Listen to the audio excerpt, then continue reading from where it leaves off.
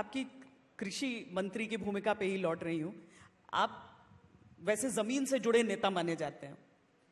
आप जरा बाजार में भाव वगैरह, मंडी में सब्जी वाले का, सब्जी की चीजें आपको पता रहती हैं क्या भाव चल रहा है? मैं रोज भाव पता करता हूं।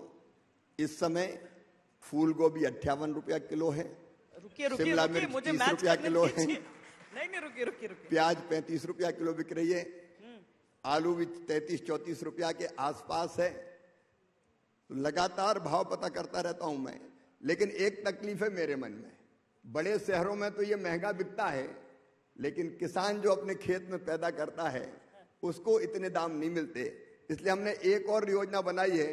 रेवंत जी भी बैठे हैं, मैं उनको भी बताना चाहता हूं कि अगर गांव में कोई किसान अपना आलू, टमाटर, प्याज जैसी सब्जियां पैदा करता है और अगर कोई संस्था, नेफेड हो या राज्य की संस्था हो, वो खरीद के शहरों में पहुंचाएगी तो ट्रांसपोर्टेशन का खर्चा उनको सरकार की तरफ से दिया जाएगा, ताकि बड़े शहरों में सस्ता मिल जाए, ठीक दाम पे मिल जाए और किसानों को ठीक दाम मिल जाए।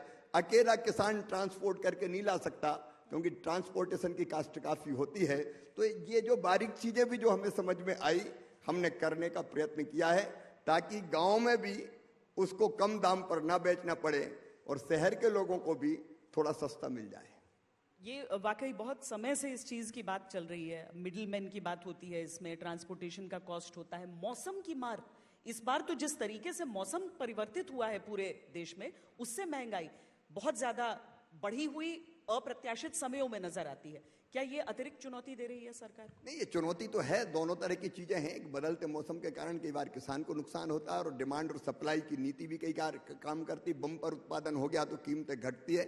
इसलिए तो एमएसपी जैसी व्यवस्था और मौसम की मार से अगर फसल खराब हो जाए तो हमने पीएम आशा जैसी योजना भी बनाई है कि जिसमें हम किसान के नुकसान की भरपाई करने का प्रयत्न करते हैं, अन्नदाता की आय का संरक्षण हो, इस बात का हम प्रयास करते हैं। हमने एक योजना और बनाई है विशेषकर तिलहन के लिए, कि अगर कम दाम पर तिलहन बिकता है तो राज्य सरकारें अगर चाहें तो जो मॉडल रेट है, मॉडल रेट एवरेज जो रेट निकलता है और एमएसपी की कीमत में जो अंतर है, तो उस अंतर को वो किसान के खाते में डाल सकते हैं। 50% पैसा केंद्र सरकार देगा, 50% राज्य सरकार दे, और हम किसान को ठीक दाम बिना फसल खरीदे भी दे सकते हैं। इसलिए जहां जहां चुनौती है, जहां जहां समस्याएं हैं, वहां समाधान करने का लगातार प्रयत्न जारी है।